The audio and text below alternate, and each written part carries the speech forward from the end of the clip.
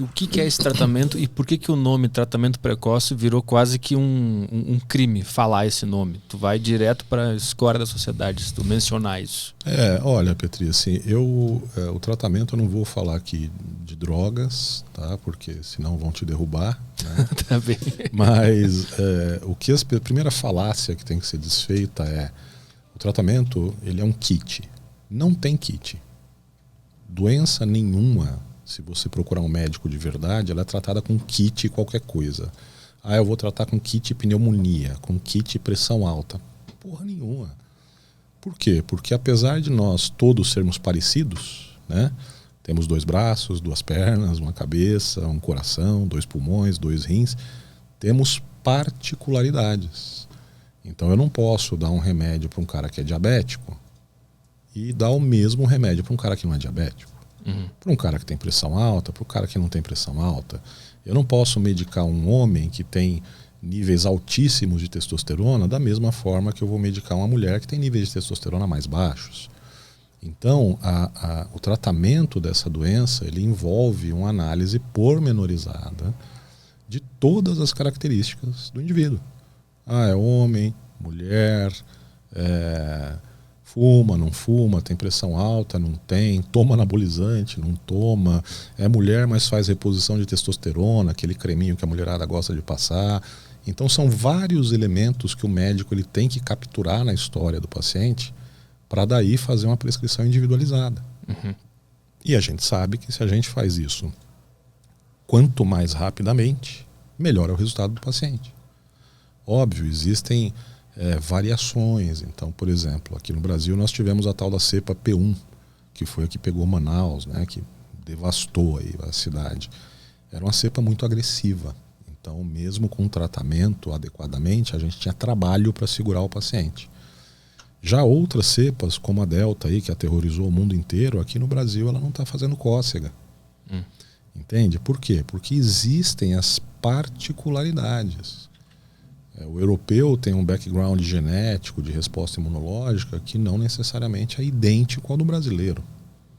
Por quê? Porque a gente é exposto ao longo da vida a fatores ambientais diferentes do europeu, do americano, do australiano e por aí vai. Então por aí você tira o quanto de informação o médico ele tem que capturar do paciente para poder fazer uma prescrição individualizada. Então não existe kit, existe um tratamento introduzido da forma adequada e no tempo adequado. Volto a te dizer, se você tiver com apendicite e for operado nas primeiras 24 horas, você vai para casa geralmente com 2 dias, com 3 dias você nem lembra mais se você foi operado.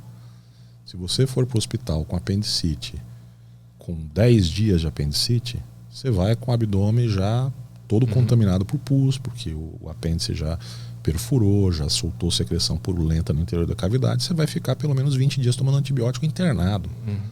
Mas por que o conceito do tratamento precoce foi rejeitado dessa forma tão agressiva? Eu acho que aqui no Brasil, particularmente, e de forma análoga mundialmente, existiu uma grande politização do tema. Por quê? Porque aqui no Brasil nós tivemos o presidente da República defendendo uma das medicações que outrora fez parte do tratamento, que era a tal da hidroxicloroquina.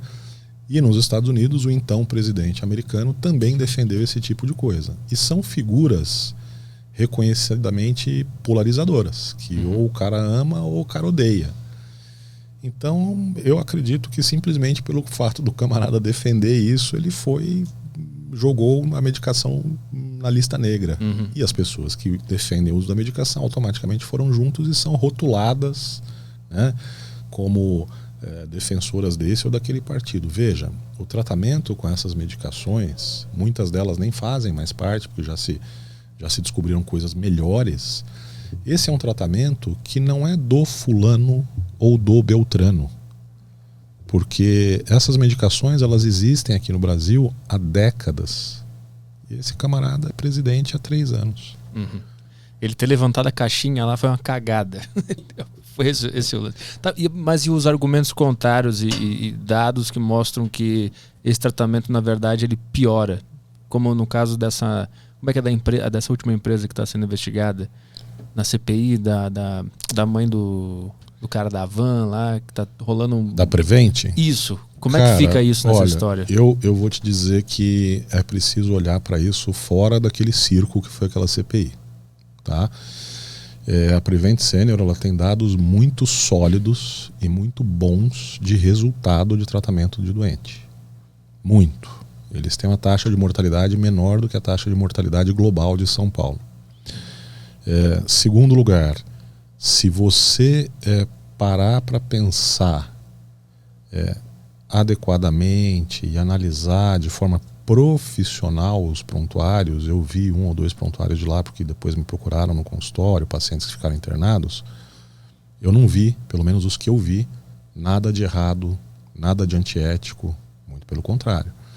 E era para a Prevent ter o pior resultado, porque eles são um plano de saúde que cuida basicamente de gente idosa, então que tem o maior risco de mortalidade. E não é o que a gente viu acontecer. Né? É que o argumento que eu vejo na grande mídia, que eu mais acompanho, que era que lá foi usado esse tratamento precoce e não deu certo. Foi pior para as pessoas. Isso faz sentido ou não? Na verdade, não é que isso faz sentido, isso é mentira. Baseado no que a gente consegue saber que é baseado mentira? Nos números deles. Deles mesmos. E a gente encontra onde esses números? Na própria Prevent, porque eles foram alvo de algumas ações ao longo do tempo, né, ao longo desses 2 anos de pandemia. Eles ganharam todas. Mas não pode ter nenhuma brecha por trás, por ser uma grande empresa, com influência? Cara, eu não vejo a Prevent Senior com esse grau de relacionamento. Tá? Pelo menos assim, no campo médico, embora eles tenham uma carteira grande de clientes, etc., não é uma operadora de saúde grande, como por exemplo um Bradesco, um Amil, uma Sul América. E além disso, eles veem um nicho muito específico do mercado, que são só pacientes da terceira idade. Então não vejo eles com toda essa influência política, não. E por que se foi atrás deles e eles foram envolvidos nessa investigação? Porque eu acho que é um exemplo, né, de um lugar onde se usa esse tratamento de uma forma meio que institucionalizada, onde os pacientes tinham acesso amplo caso quisessem fazer uso desse protocolo. Né? Agora veja, existem outros lugares que também fazem uso e que são exemplos de sucesso também e que não se foi atrás. Por exemplo, a Prefeitura de Porto Feliz. A Prefeitura de Porto Feliz também emprega o mesmo protocolo da Prevent, também tem resultados maravilhosos e ninguém foi bater no prefeito de Porto Feliz.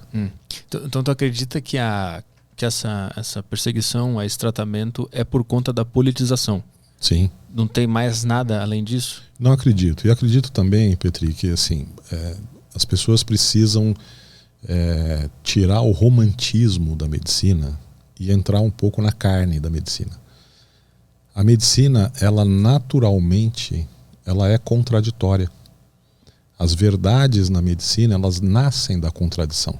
Então é um cara que acha que tem que fazer de um jeito, o outro cara que acha que tem que fazer de outro jeito, e depois de um tempo você compara os 2 jeitos e vê o que é melhor. Tá? E aí eu vou dar aí pra galera que está assistindo exemplos práticos. Quantas vezes você já ouviu falar que é bom comer ovo? Sim. E quantas vezes você ouviu falar que o ovo faz mal? Cada ano que passa muda, né? E o vinho? Você já não ouviu falar que é bom tomar uma taça de vinho? Não, mas não pode tomar vinho todo dia, senão você vai ferrar seu fígado. Azeite, óleo, comida integral. Então, cara, assim, é o que dizia um professor meu na faculdade. A medicina é a ciência das verdades transitórias. Então, o que é verdade hoje, amanhã pode surgir um novo estudo e falar, nós fizemos muita cagada, nada disso pode ser feito, vamos para outro lugar. Porque é assim mesmo. Não é? A gente vai construindo o conhecimento, igual quando a gente é criança. Você tenta levantar, ficar em pé numa perna só, você cai, você vai fazer o quê? A próxima vez que você levantar, você vai ficar em pé nas 2 pernas. Porque você vai aprendendo com o erro. A medicina é igual. Então, o erro, ele faz parte do processo de aprimoramento da medicina. É um evento não desejado, tanto é que a gente tem 1 milhão de mecanismos para controlar e para minimizar isso, mas acontece. E o que é importante? O importante é você aprender com o erro e não voltar a cometê-lo. Agora, o que está acontecendo hoje em dia é que a gente está vendo acertos que não são reconhecidos por uma questão política.